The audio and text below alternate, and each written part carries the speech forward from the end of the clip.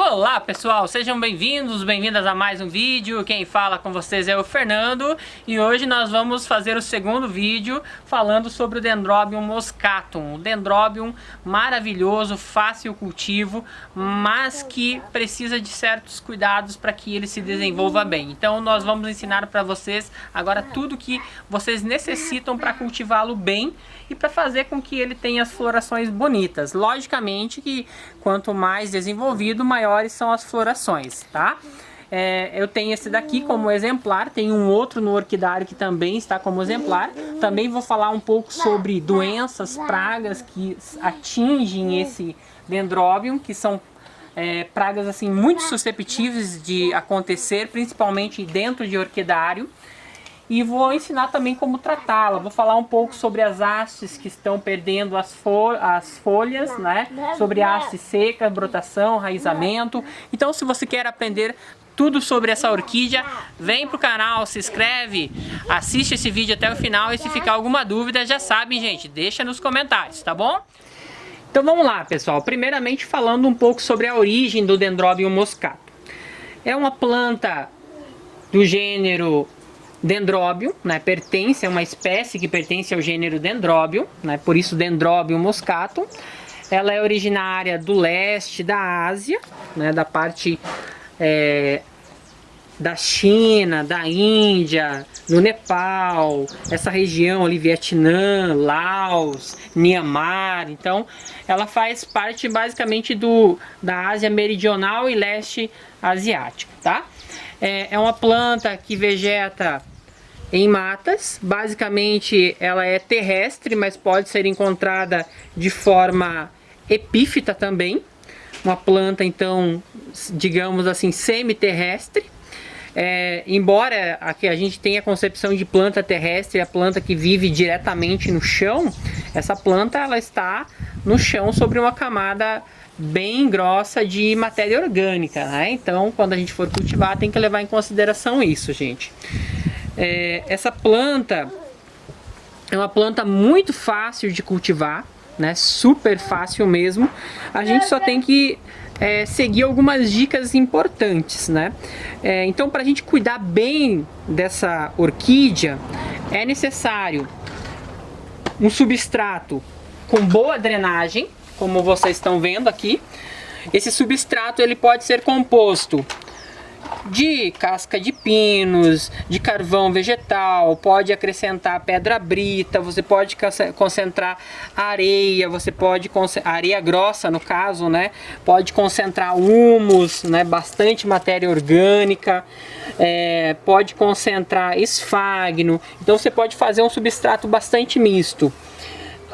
Plantá-la sempre em vasos grandes e profundos, né? Esse aqui já está ficando, né, pequeno para ela.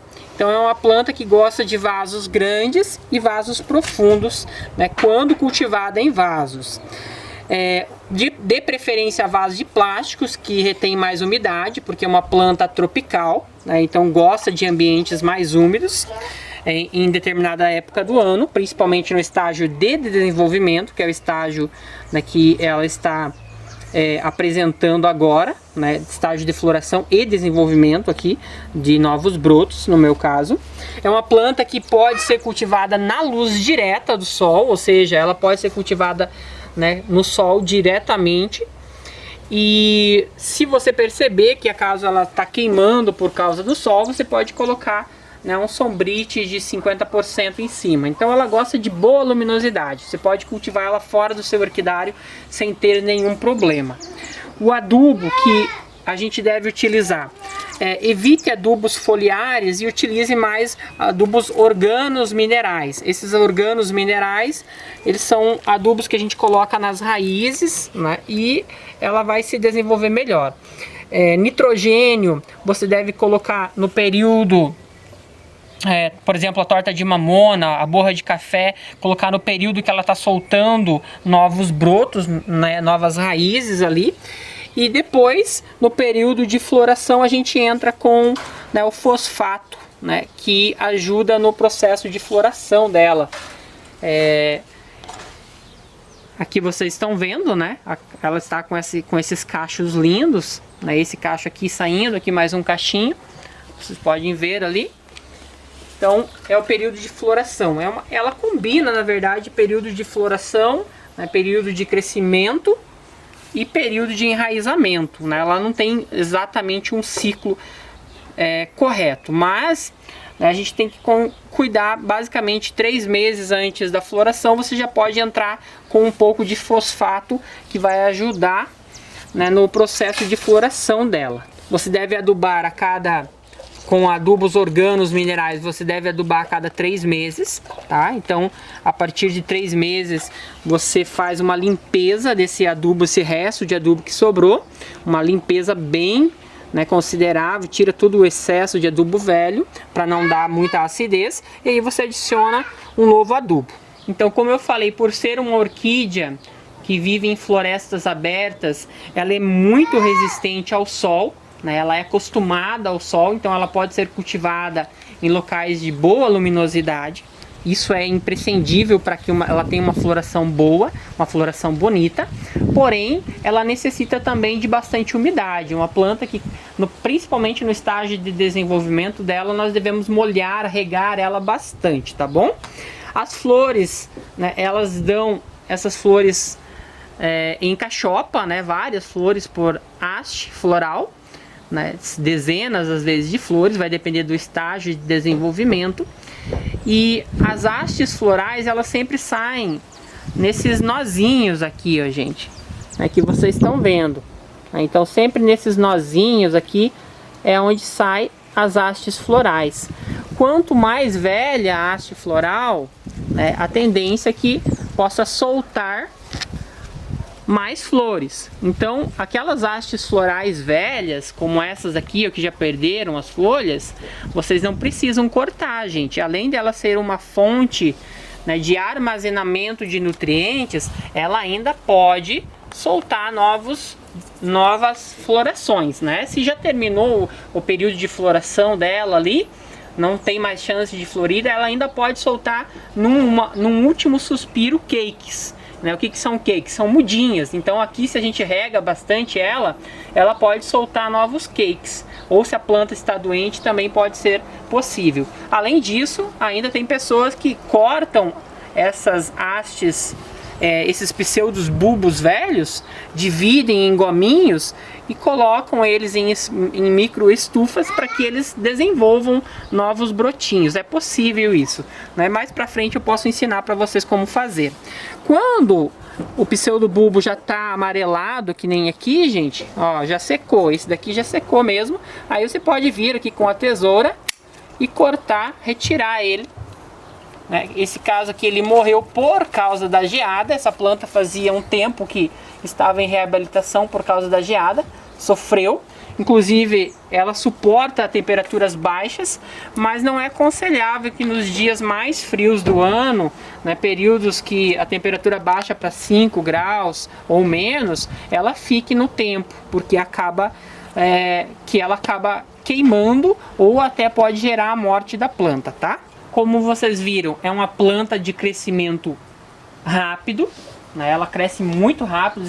Esses brotos aqui, eles têm em média 1 semana e rapidamente eles se desenvolvem.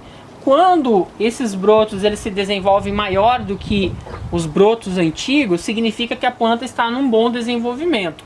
Quando esses brotos eles crescerem menor do que os brotos mais velhos, né, do que os pseudos bulbos mais velhos, significa que a planta está necessitando de algo. Então tem que tomar um pouco de atenção, tá bom? Assim como os Denfal.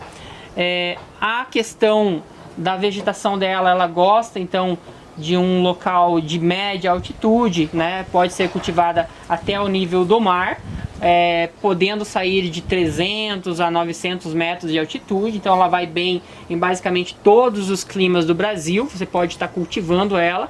E para a questão de floração, não é necessário dar todo aquele choque térmico dela, mas é necessário dar um choque hídrico, né? Então aquele período que antecede a floração é bom diminuir as regas e muita luminosidade para ela florescer bem.